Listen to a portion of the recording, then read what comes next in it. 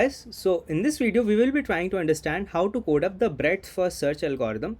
Now in the previous videos we have already seen a theory behind BFS, and in this video we will try to code this up. So formally speaking, the problem is you are given an adjacency list representation of a graph and a starting point x on the graph, and you have to perform the BFS on the graph and print the nodes in the order of the BFS. Alright, so this is the problem statement speaking formally. Now another way to state the exact same problem is print the nodes in the increasing order of their distance from the starting point x. So both the problems will actually mean the same thing in this case. So in any case, let's get started with the problem.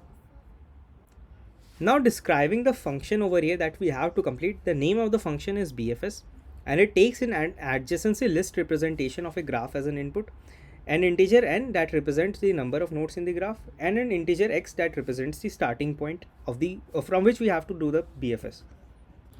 Now in the theory, we had discussed that to solve a BFS problem we need a few data structures. Those were our requirements. All right, so let's just initialize our requirements. So the first requirement was a queue data structure. All right, so let's initialize a queue over here, queue int queue.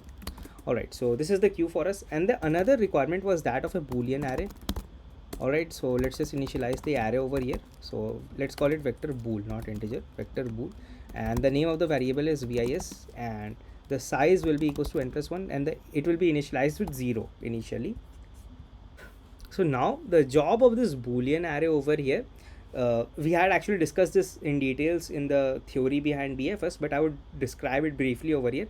So if vis of I is equals to 1, it just means that that particular node has been pushed into the queue before. All right, so we initialize this to 0 because none of the nodes have been pushed into the queue right now. All right, so now we will have a look at the base cases. So there were some base cases as well. So the first base case was we have to push the starting point x into the queue, and we also need to mark vis of x equals to 1. Why? Because if we push x into the queue, it means x has now been pushed into the queue. So it just means vis of x should be equals to 1 from definition. All right, now let's just get into the actual algorithm. So the algorithm is actually pretty simple. So the algorithm is while q dot size is not 0, that is while q is not empty, in that case what we need to do is we need to pop the frontmost element out of the queue. So in this case, let's say curr represents the frontmost element of the queue, and we also need to pop it out. So basically now this curr variable over here, it represents the frontmost element of the queue. All right, and if you remember, the order in which we pop the elements out of the queue is also the order of the BFS. All right, so from that logic, this is actually the element that we are iterating over in this iteration. All right, so we also need to print curr, because if you remember, the original question was to actually print the order of the nodes in BFS algorithm. All right, so this will actually give me the order. All right, now another thing is whenever we are iterating over a node in a BFS algorithm, what we do is we also iterate over all the nodes which are adjacent to the current node, and if they were not pushed into the queue before, we push them now.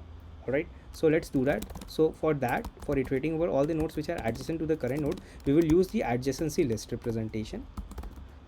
All right, so this will actually help me efficiently iterate over all the nodes which are adjacent to the current node. Now what I need to do is, if and only if this node it was not pushed into the queue before, in that case what I would do is I would push into the queue now. So for that, q dot push it, and I would also mark it as pushed. So for that, what I need to do is mark vis of it equals to 1.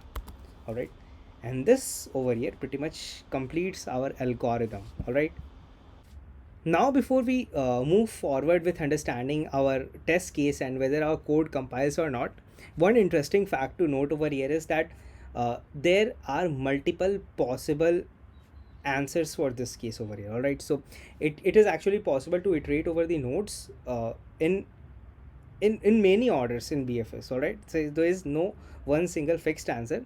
And why is that? So if you notice, the BFS actually iterate over the nodes in the increasing order of their distances. All right, but for the nodes which are at the same distance, the order can vary internally. All right, so and because of that, there is a scope for multiple answers in this case. And now for x equals to 1, that is starting point is 1, and this graph drawn over here. All right, so we have actually passed in this graph as an input in this case to this function bfs over here, and the representation that we passed in was an adjacency list representation for this particular graph. So we will try to understand if our bfs algorithm is working fine or not. So the first test case is that is x equals to 1. All right, for this graph, and the input over here is as shown in here, and this is one of the correct outputs for this input, that is 1 2 3 4 7 5 6. All right, and let's see if our output matches this output or not. All right, so now we are compiling our code, and this is the output that we generated right now, that is 1 2 3 4 7 5 6. So it's exactly the same as the previous output. All right, so so we can say that our output is correct as well. All right, and if you want to verify this, so you can do it as well. You will find out that this, the entire output that we printed over here, it's actually sorted in the increasing order of their distance from the starting node x. All right, now let's have a look at another test case over here for better understanding. And I'm letting the graph be exact same. All right, I'm just changing the starting point, and I will change the starting point to x equals to 7. And for x equals to 7, the order of our bfs becomes 7 3 5 6 1 4 2, and this is correct again over here. All right, so now that we had a look at the test cases, let's try to understand the time complexity of this algorithm. All right, so the time complexity for this algorithm over here is O of e plus v. Why? It's very simple to understand. Just notice that you push an element only once into the queue, so it means you iterate over a node only once. All right, so in total you make O of v iterations in total, where v is the number of vertices. All right, so in this case you can also say it's equivalent to O of n, because we are representing n as the number of vertices in this case. But all right, for sake of standard representation, let's call this O of v in this case. All right, where v is the number of vertices.